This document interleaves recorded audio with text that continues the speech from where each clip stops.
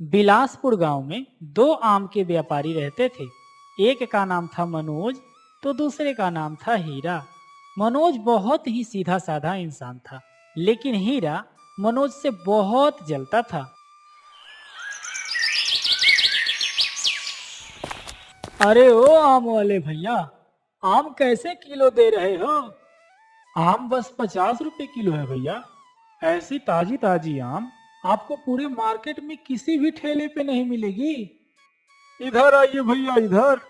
उससे ज्यादा ताजा मेरे ठेले का आम है और मैं 40 रुपए किलो ही बेच रहा हूँ। क्या भैया, दिन दहाड़े ही लोगों को लूट रहे हो? उनका आम देखिए, आपसे भी बढ़िया लग रहा है और वो 40 रुपए किलो ही बेच रहे हैं। भैया, 1 किलो आम पैक कर दीजिए। हाँ हाँ भाई साहब, लीजिए। मैं तो पहले से ही पैक करके रखा हूँ।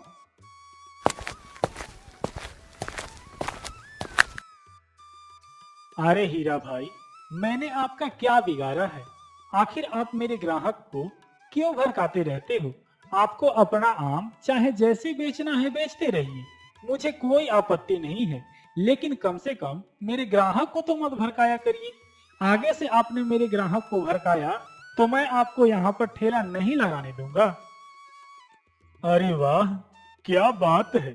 धमकी तो ऐसे दे रहे हो जैसे सड़क तुम्हारे बाप का हो।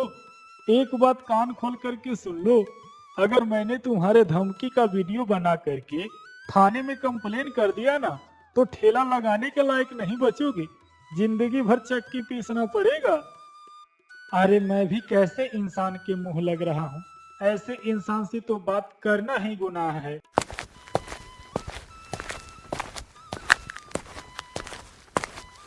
क्या जी, आम बेच करके आ गए? रोज रोज आपको तो आम बेच के लौटने में शाम हो जाती थी। आज इतनी जल्दी कैसे आ गए?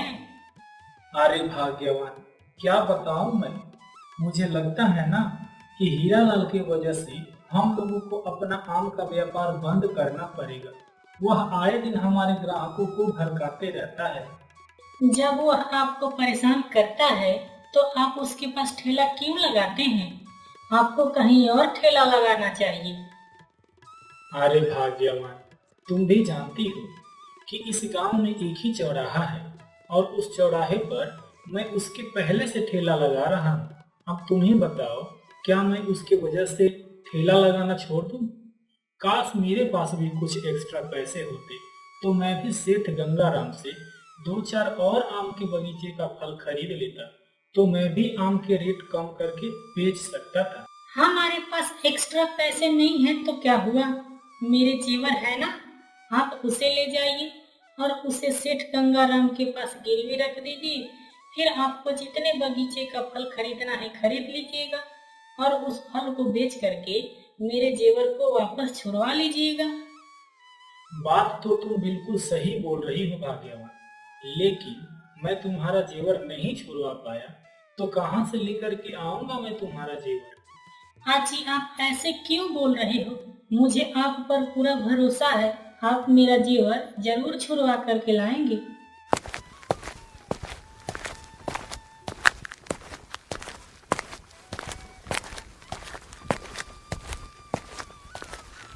अरे मनोज, तुम बहुत दिन के बाद दिखाई दे रहे हो भाई। लग रहा है कि तुमने जितने बगीचे का फल खरीदा था उनको बेच करके पैसे वापस लौटाने आए हो। हाँ हाँ सेठ जी, पैसा ही वापस लौटाने आया हूँ। अरे जब तुमने सारे आम बेच लिए हैं तो पैसा ही ना वापस लौटाने आओगे। लेकिन उससे पहले इस आम को देखो तुम। यह आम मेरे खास बगीचे का है, जिसका बीज मैंने जापान से मंगवाया था। अभी 5-5 किलो सभी व्यापारियों को तोहफे के रूप में दे रहा हूँ। तुम भी लेकर के जाओ अपने घर और इसका स्वाद चख के बताओ मुझे। ठीक है सेठ जी, यह लीजिए अपना पैसा और इस पोटली में मेरी बीवी के कुछ जेवर हैं जो मैं आपके पास गिरवी रखना चाहता हूँ। गिरवी रखना चाहते हो? ऐसी क्या मुसीबत आन पड़ी है भाई कि तुम अपने बीबी का जेवर गिरवी रख रहे हो? मुसीबत कुछ खास नहीं है सेठ जी, मैं आपके पास से 10 और आम के बगीचे का फल खरीदना चाहता हूँ और उतना पैसे नहीं है मेरे पास, इसीलिए मैं ये जेवर आपके पास गिरवी रख रहा हूँ। उन सारे फलों को बेच करके उनमें से अपना मुनाफा निकाल करके आपके पैसे लौटाकर जेवर वापस लेके जाऊंगा। अरे मनोज, तुम मेरे घर आने में एक दिन लेट कर दिए हो। कल ही तो हीरा लाल आया था मेरे घर और उसने मेरे सारे बगीचे का फल खरीद लिया है। इसलिए मैं तुम्हारे इस जेवर को अपने पास नहीं रख सकता। मुझे माफ करना। और हाँ, ये तोहफे वाला आम अपने घर लेते जाना और इसका स्वाद मुझे जरूर बताना। ठीक है सेठ जी, कोई बात नहीं, मैं चलता हूँ। आपके आम का स्वाद मैं कल बता दूंगा। सेठ गंगाराम के घर से थोड़ी ही दूर पर रास्ते के बगल में एक बहुत ही सुंदर आम का पेड़ था। उस आम के पेड़ की छांव में इतना ज्यादा ठंडक मिलती थी कि उस रास्ते से गुजरने वाला कोई भी राही उस आम के पेड़ के नीचे थोड़ा सा आराम जरूर करता था। मनोज भी उस आम के पेड़ के नीचे बैठकर आराम करने लगा। तभी वहां पर हीरा अपनी पत्नी को ठेले पर बैठाकर आता है। अरे हीरा भाई, क्या हो गया भाभी जी को? इनको ठेले पर बैठाकर क्यों घुमा रहे हो? अरे मनोज भाई, क्या बताऊं मैं। कल रात को मेरी बीवी छत के ऊपर से गिर गई और इसका पैर टूट गया। मेरे पास जो पैसे थे, मैंने सेठ गंगाराम से आम के बगीचे का फल खरीद लिया। अब मेरे पास 1 रुपए भी नहीं है कि अच्छे डॉक्टर से अपनी बीवी का इलाज करवा पाऊं। आपके पास कुछ पैसे हैं तो दे दीजिए, आम बेच करके मैं आपके पैसे चुका दूंगा। देखो हीरा भाई, मेरे पास पैसे तो नहीं है, लेकिन मैं अपने बीबी का जेवर लेकर के सेठ गंगाराम के पास गया था कुछ आम के बगीचों का फल खरीदने के लिए। लेकिन उन्होंने मुझे बताया कि आपने पहले ही उनसे सारे बगीचों का फल खरीद लिया है, इसलिए उन्होंने मुझे एक भी बगीचे का फल नहीं दिया। इसका मतलब आप सोच रहे हो कि आप अपने बीबी का जेवर मुझे दोगे तो मैं आपको अपने बगीचे का फल दूंगा। इसका मतलब आप मेरी मजबूरी का फायदा उठाना चाहते हो। कोई बात नहीं, मजबूरी सबके ऊपर आती है, आप भी फायदा उठा लो। आप अपनी बीबी का जेवर मुझे दे दो, आपको मैं 1-2 बगीचे का फल दे दूंगा ताकि मैं अपनी बीबी का अच्छे से इलाज करवा सकूं। अरे हीरा भाई, आप ऐसा क्यों सोच रहे हो? मेरे जैसा सीधा साधा इंसान भला किसी की मजबूरी का फायदा उठाएगा? मैं तो इस जेवर को लेकर के होशियारपुर के सेठ मोहन दास के पास जा रहा था ताकि मैं उनसे कुछ बगीचों का फल खरीद सकूं। लेकिन भाभी जी की स्थिति भी बहुत खराब है, इसीलिए आप ये जेवर अपने पास रखो, भाभी जी की अच्छे से इलाज कराओ। 2-4 दिन के बाद फल बेच करके जेवर वापस मुझे कर देना, उसके बाद मैं होशियारपुर जाऊंगा। इतना बोल करके मनोज जेवर की पोटली हीरा को देता है और वहां से चला जाता है।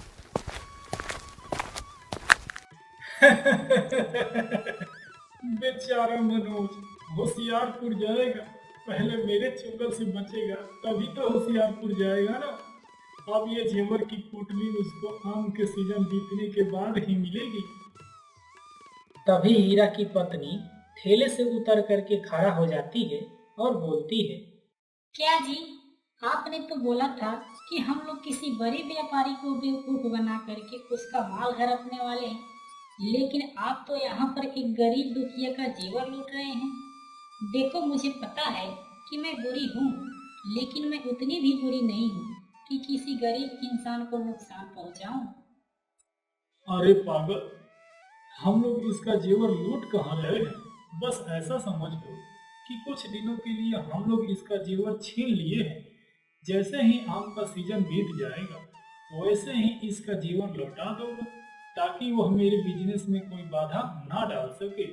इसे छीनना नहीं, लूटना ही कहते हैं। तुम्हें पता है गरीब इंसान अपने घर में जेवर क्यों रखता है?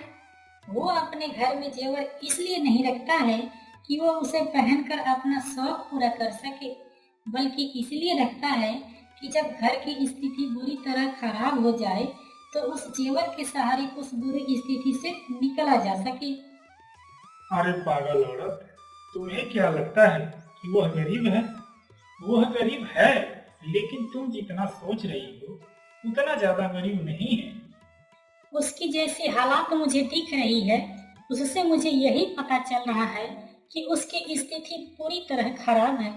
पर ऐसी खराब स्थिति में भी तुम उसके साथ धोखाधड़ी कर रहे हो। देखना, तुम्हें भगवान कभी भी माफ नहीं करेगा। और हाँ, इसके आगे कभी भी मैं तुम्हारे बुरे काम में मदद नहीं करूंगी। तुम इसका साथ दो या ना दो, भले भगवान इसको माफ करे या ना करे, लेकिन इस इंसान ने मेरे पैर के छांव में खड़े होकर के एक सीधे साधे व्यापारी के साथ धोखाधड़ी किया है। इसके लिए मैं इसे सजा तो जरूर दूंगा।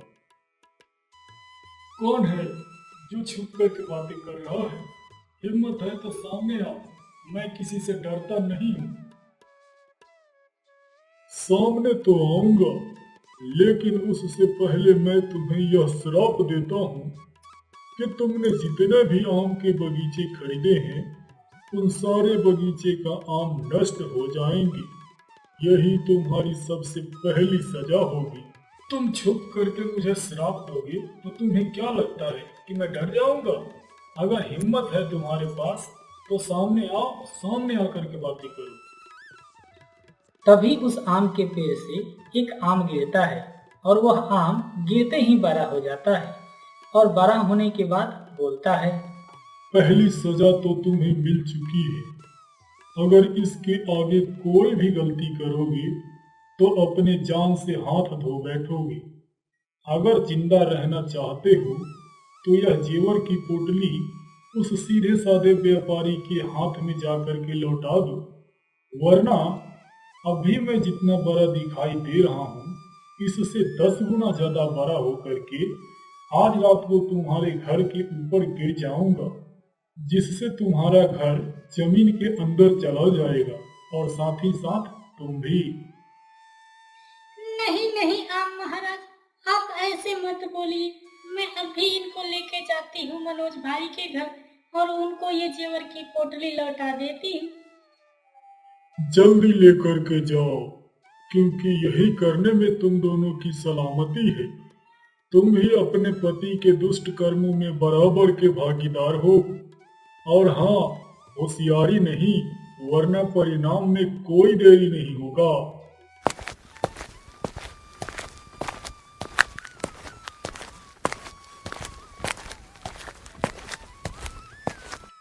अरे हीरा भाई, आप इतना जल्दी आ गए और भाभी जी का पैर इतना जल्दी ठीक हो गया?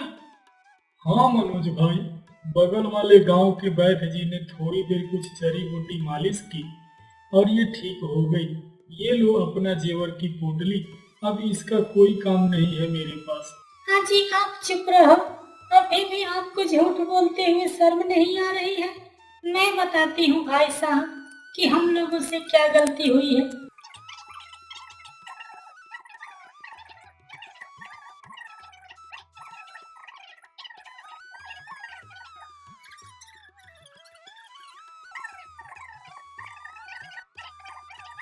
आप लोगों से गलती नहीं, पाप हुई है पाप। उसी का सजा दिया है ऊपर वालों ने आप लोगों को। भगवान करे कि आप लोगों से ऐसी गलती फिर कभी ना हो। भगवान कसम बोल रही हूँ भाई साहब, अब ऐसी गलती कभी नहीं करने दूंगी अपने पति को। हाँ हाँ, रहने दो। तुम क्या रोकोगी अपने पति को? तुम तो अपने पति के दुष्कर्म में बराबर की भागीदार हो। आप सही बोल रहे हो बहन जी, लेकिन अब आप हमें माफ कर दो। आगे से ऐसी गलती हम लोग कभी नहीं करेंगे। हम लोग तो इंसान हैं, इसलिए इंसानियत के खातिर तुम्हें माफ तो कर ही देंगे, लेकिन ऊपर वाला इसका हिसाब तुम लोगों से जरूर लेगा। दोस्तों, इस कहानी से हमें यही सीख मिलती है कि हम किसी अनजान व्यक्ति से छलावा करके उस अनजान व्यक्ति से तो बच सकते हैं, लेकिन भगवान की नज़रों से कभी नहीं बच सकते हैं और भगवान उसकी सजा हमें जरूर देता है। इसलिए हमें किसी भी व्यक्ति के साथ किसी प्रकार का छलावा नहीं करना चाहिए।